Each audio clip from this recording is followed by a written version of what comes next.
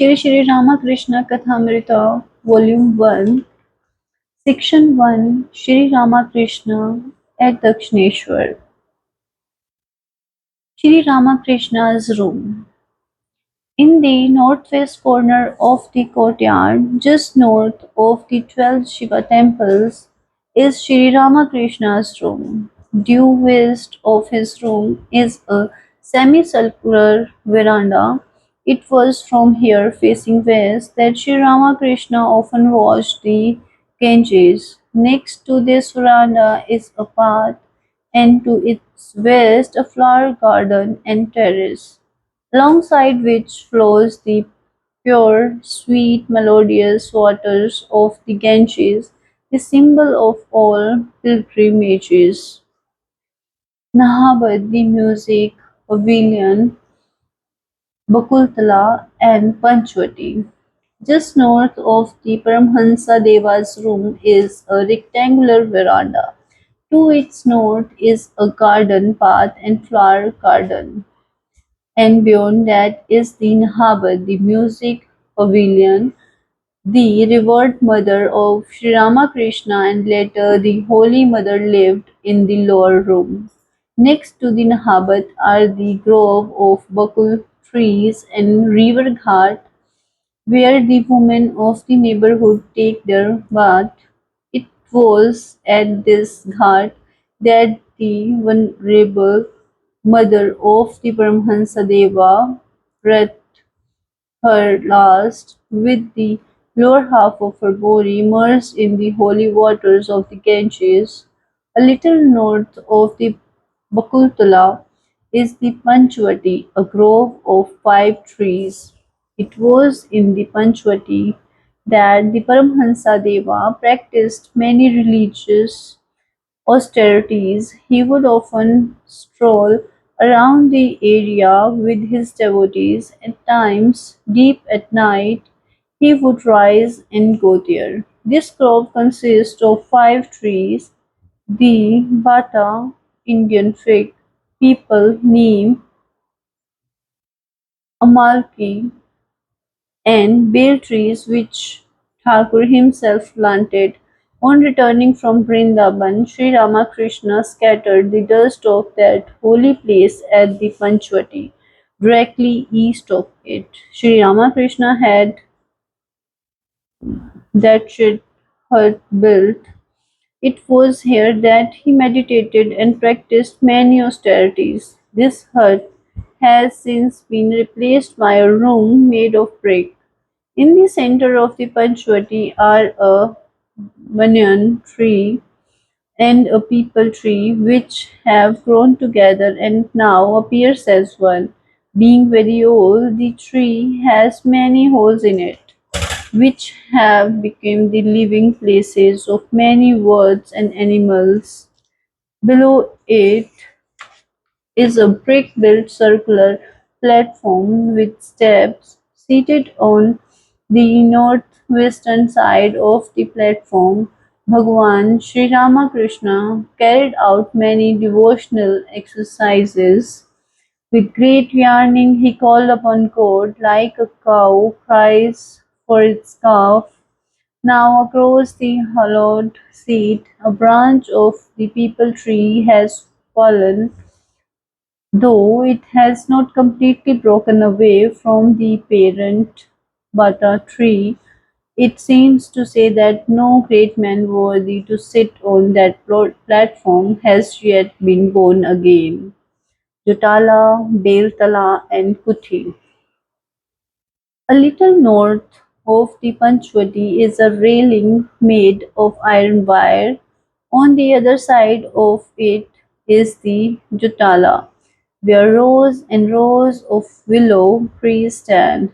A short distance east from the Jotala is the Beltala. Here too the Paramhansa Deva practiced many difficult austerities. Beyond the Jotala and the Beltala is a high wall, and just north of it is the government magazine.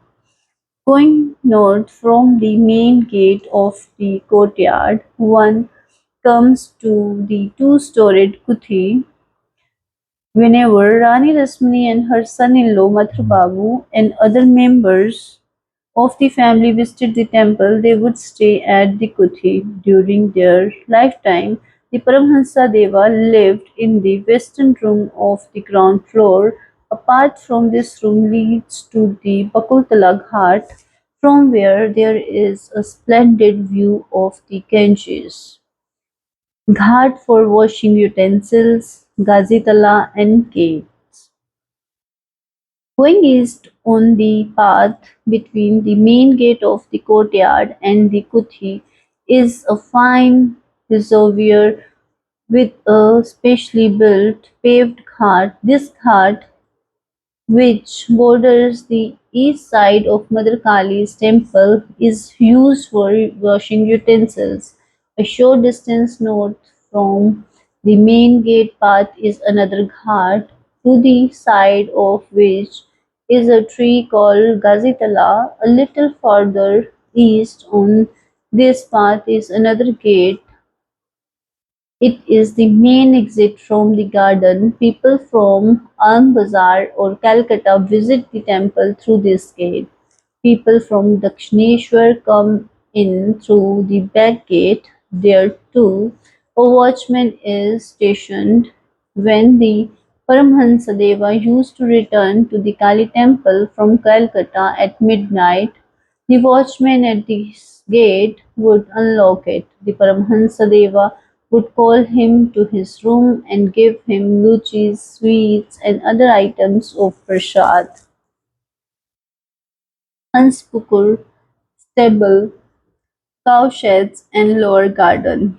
To the east of the Panchvati is another reservoir called the Hanspukur Goose Tank. At this northeast corner are a stable and a cowshed. East of the cowshed is the back gate. It leads to the village of Dakshineshwar.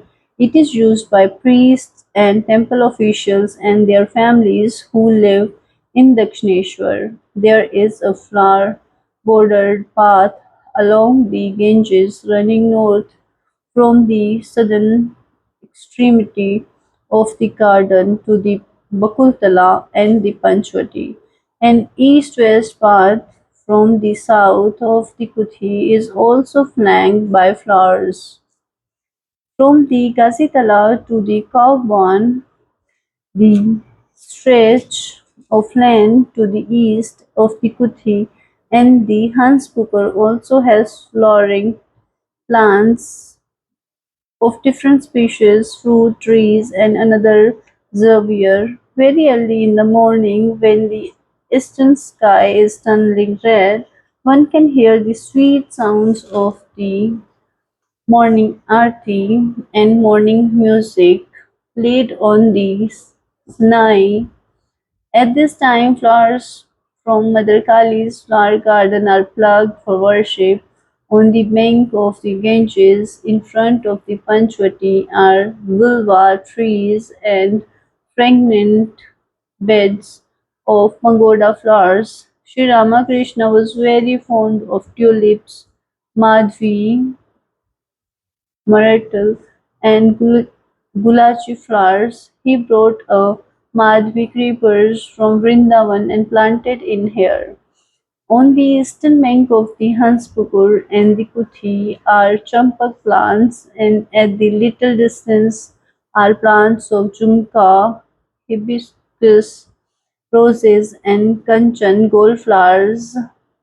Aparajita grows on hedges, and close by are jasmine and Shafalika flowers. Along the western wall, beside the 12 Shiva temples, are red and white oleander roses and both large and small jasmine.